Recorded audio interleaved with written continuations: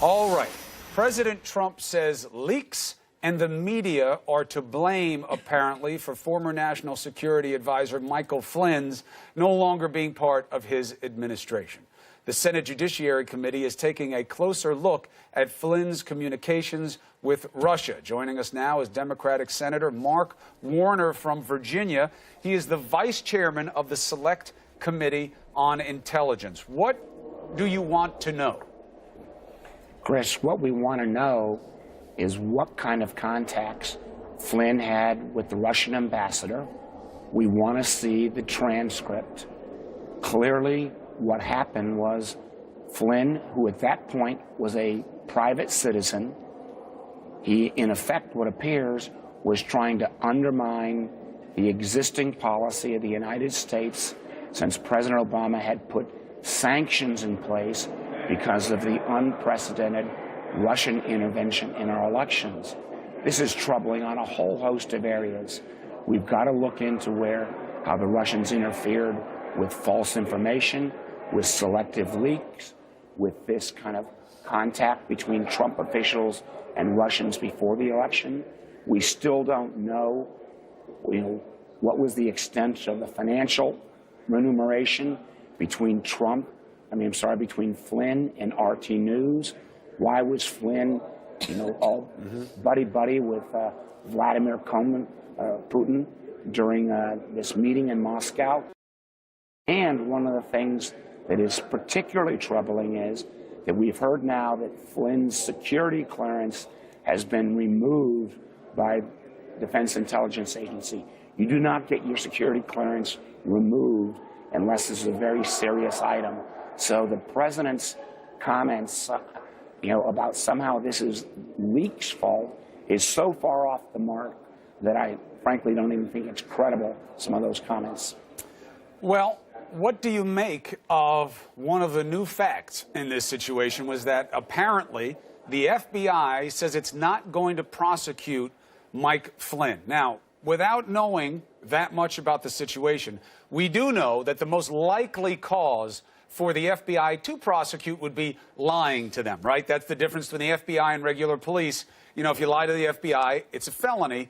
So it does suggest that Flynn did not lie to them. And if that means that his story has been consistent, it may not be that this transcript shows what you're suggesting, which is that Mike Flynn compromised the U.S. position on sanctions. And if that's true, it just raises more questions about why he was forced out, doesn't it? Well, Chris, we can clear this up. Let's get a look at the transcript. Why can't you get it, by the way? Why haven't you gotten it already? Chris, that is a great question, and something that I and Chairman Burr, the Intelligence Committee, has made that request. We expect to get that transcript. This is happening so fast.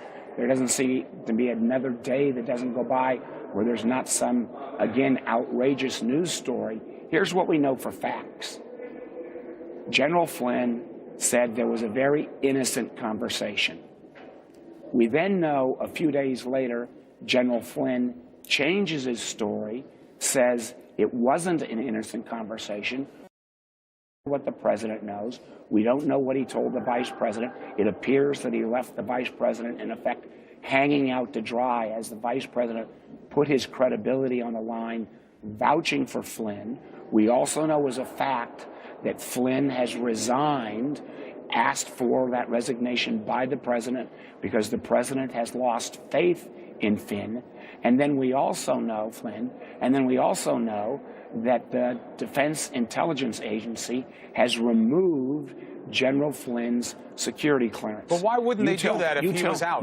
If he's out, if he resigns, why wouldn't that happen automatically? You tell me, Chris, why this series of events where clearly General Flynn misrepresented, at least at first to the president, and who knows who else, what he said to the Russian ambassador. We'll get that transcript. We'll clear this up. But let me be very clear. There are people that leave the intelligence service and still maintain for a period of time their security clearance. You do not lightly lose your security clearance. And the fact that the DIA acted in this case, to me, raises huge concerns. And no matter how often the president tries to place the blame on somebody else, Right. place the blame on you guys on the media. We need to get the answers. The American public deserves to get the answers, and that's why this investigation, in terms of unprecedented Russian interference, we got to get to the bottom of it. Right. Look, I mean, it's more important than ever that facts drive the discussion, because the partisanship is just unmovable. It's intractable. We're not going to make this. Except on Chris, on this one, it's actually not partisan. Well, how is it not? You have Jason Chaffetz, who wants to look into the leaks, but not the substance of the matter. You got Jim Jordan, who was part of, the Benghazi movement, 33 hearings, $7 million, saying, well, let's go deliberately and see what's going on. Even with these allegations and questions we have, it doesn't speak to an urgency that's bipartisan. Well, Chris, I can't say grace over the House. All I know in the Senate is we have the chair and the ranking member of the Intelligence Committee who jointly, in a bipartisan way, want to get the facts. We have in the Senate, we have senators like Senator McCain, we have Senator Graham, we have Senator Rubio, who are all saying, hey, we got to be careful in terms of Russian interference. On this item, at least, this is one bright spot of bipartisanship, that we know that Russia is an adversary. We know we need to get to the bottom of what happened. And frankly, when the American people understand how extensive Russian interference was, I'm not sure all your viewers realize there were literally 1,000 Russian trolls. These are Russian internet manipulators who were trying to manipulate our news for a number of months, so people didn't read about, what was happening, Clinton versus